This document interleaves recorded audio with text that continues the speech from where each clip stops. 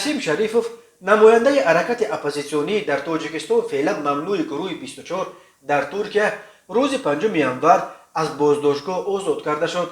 نسیم شریفوف روز 3 دکامبر ساعت 13:00 در منزلش در شهر استانبول بازداشت شده بود. مقامات ترکیه سبب بازداشت و اینک رهایی این سیاستمدار مخالف تاجیک را شرح ندادند، ولی گروه 24 گفت در پس قضیه‌های قبلی از روسیه ربودن فعالان این حرکت رحمتجان محمدجان و شابودین بدالوف و بازداشت اخیر نسیم شریفوف در ترکیه مقامات تاجیکستان ایستادند که به عقیده گروه 24 با چنین شیوه تلاش دارد رقیبان سیاسی و مخالفین خود را از بین برد و در دل مردم و مبارزین ترس و هراس جا کند. مقامات تاجیکستان تا کنون درباره بازداشت و اینک رهایی نسیم شریفوف در ترکیه یگان اظهار نظر نکردند. نسیم شریفوف یکی از سابقه داران گروه 24 به شمار رفته از سال 2015 در ترکیه به سر میبرد. او از سال 2018 نماینده حرکت اپوزیسیونی در ترکیه و همچنین یکی از گرداننده های برنامه گروه 24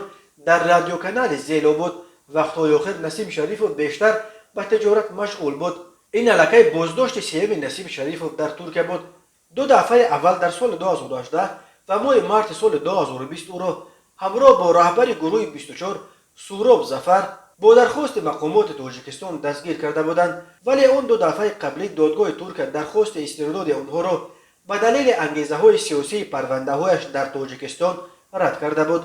گروه 24 سال 2012 از جانب صاحبکار عمرعلی قواتوف بعد فرارش از تاجیکستان تشکیل شده است. اساسگزار این حرکت عمرعلی قواتوف ماه مارس سال 2015 در شهر استانبول ترکیه در نتیجه یک سوءقصد مسلحانه کشته شد.